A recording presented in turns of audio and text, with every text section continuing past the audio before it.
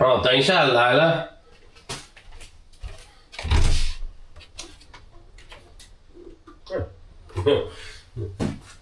Gone and just left it on the floor.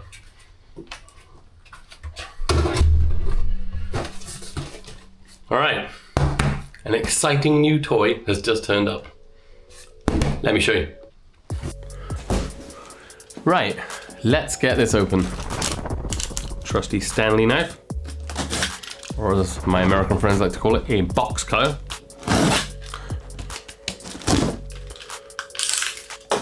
It's not a new camera, although it is new to me. So that it comes with a Nikon charger, Nikon charger. I like it that it has the original packaging, the original box. Seems packed nicely. I'll get rid of that. Ta-da! The original BMPCC. Original Blackmagic Pocket Cinema camera. This is a 10-year-old camera. 10 years old. But I wanted to get one, mainly because I've seen so much hype about it recently online. And actually I saw a video by a really cool YouTuber called Nigel Barros. If you haven't heard of him, what are you doing? You should go over to his channel. I'll drop a link down below. But he made a video on this exact camera and why it was a beast of a camera to have even 10 years later, and even with all its downfalls. So I bought one. Packaging is actually really okay, in good quality, considering the age of the camera. That's crazy. Charger wire, 2 batteries, because I've heard the battery life with this camera is notorious for being pretty bad. I bought 3 more of these in expectation of this camera getting here, along with 2 other lenses. I bought a 14mm f2.8 and a 35 f1.7, and now the actual camera is also wrapped in cling film. I guess that's a good sign though, because it means that the person who has sent it has thought about protecting it. So I like that. I respect somebody who packs something well. Sometimes people just throw things in a box with absolutely zero care about what happens to it and just send it straight to you. So that's pretty good. Right, so the reason I went above and beyond to try and find this particular camera was because I wanted one that looked as undamaged as possible. I know it's a 10-year-old camera, and that was a tall order. There were loads which were scratched, or the screens had marks on them. They had problems with the infrared filter. There was all sorts of ones which I could have bought for much cheaper. But this one, it basically looks almost brand new. There is basically, there's almost no marks on it at all. And even if there's a tiny little bit of something you can see just here on the corner if you really look for it. But basically, it's in super good condition. Sensor looks good. Don't know if that's coming out on camera, but the Super 16 sensor looks good. It doesn't have the original body cap for some reason. I don't really care about that.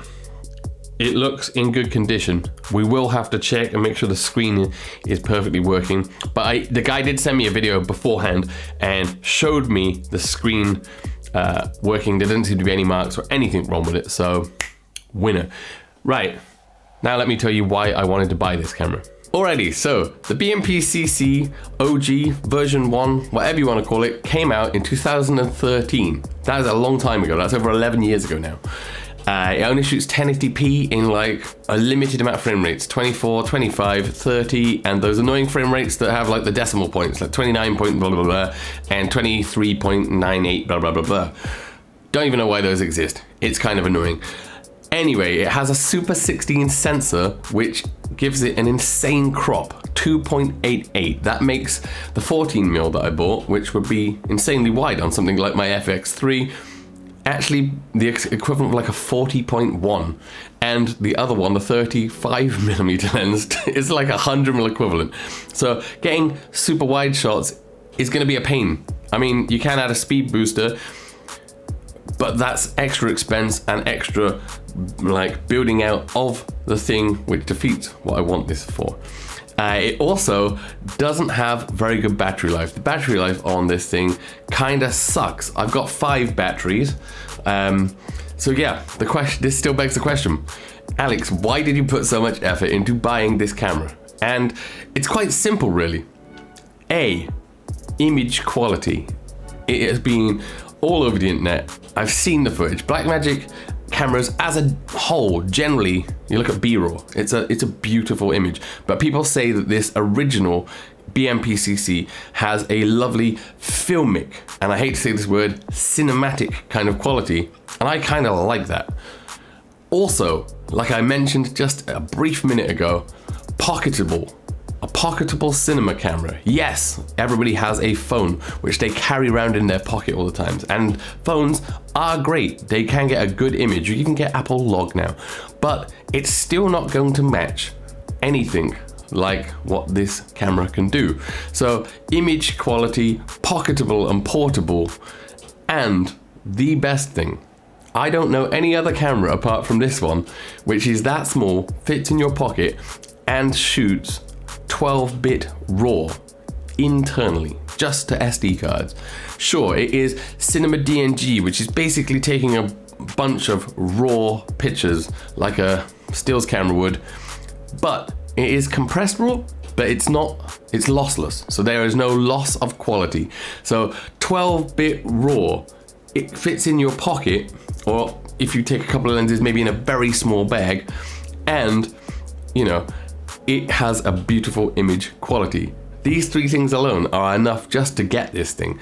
It just looks like such a fun, interesting camera to use that why wouldn't I put that much effort to get in it? So, notable mentions for the BMPCC OG is that it was one of the cameras that was used in part, not as a main camera, but in part, on films such as Hacksaw Ridge, Spider-Man Homecoming, and Logan. And that's kind of crazy. I mean, that they would even if they included just one shot from each of those cameras, from that camera on each of those movies, that's still pretty cool. I mean, I guess, I'm almost definitely sure, they would have been rigged out to the max.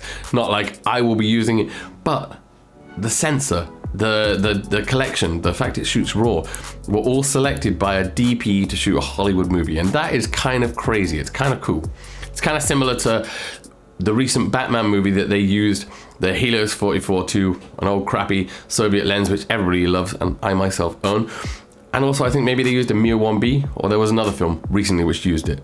Anyway, I think it's time to just go out and do some shooting. Yesterday. Right, so even though I'm not intending on rigging this out much and I want it to be a pocket cinema camera, I had to still buy some things to make it work as it's supposed to. The main one being an ND filter. I bought this tiny little one from Haida because it is a 49mm, so it's as close to those 2 lenses that I have as possible. I do have existing ones, but my existing ones are 82mm filters. I have a Peter McKinnon and a Freewell magnetic system. The Freewell magnetic system, probably the best variable ND filter I've ever used, most convenient, especially for on-the-go run-and-gun stuff, but being double the size almost of this little guy here, look, I didn't want to have the filter looking ridiculously big. I might have to do that if this one, this Haida one, which is very cheap, has a horrible color shift, but we'll see. Then we needed some step-up rings to make sure the filters all work on both lenses, because one's a 39mm thread size and this one is a 46. And then the most important thing, other than the plethora of batteries that I've got here as well, is this. It is a Kingston SD card. You can see it there. It is a 256GB one, but it had to be a Kingston one apparently because they're quite finicky. Now I tried it with another SD card. It was a SanDisk Extreme Pro, one of the new ones, and it registered as no card when I put it inside here. So that kind of sucked, but I'm gonna have a try. We'll see, moment of truth. Got a battery in here. Let's just have a look and see, is it gonna be okay? Is this one gonna work? Fingers crossed. It wasn't that expensive, to be honest, because these are old school memory cards, and Kingston is a brand that I actively have avoided because you know, a lot of people said that they didn't have the best reliability. So this is the first time I bought Kingston. I'm gonna turn it on now and we'll see. Ooh, yes, okay, perfect. The other ones didn't work in there. It said no card in the corner. Now it says ready. So we will be able to go into menu, format card, formatting it on exFAT because exFAT works with both PC and Mac. And I have both a PC and a Mac, so that will be handy. HFS Plus, I believe, just works on Mac. So just out of interest, just in the interest of it being much easier, I'm gonna put it format it on this one. Let's go give it a whirl. The simplicity of this camera really does force you back to the basic fundamentals of filmmaking. It's something I advise all filmmakers to do. Take away the aids, take away the help, go back to the basic core fundamentals of filmmaking, and it will improve you as a filmmaker overall.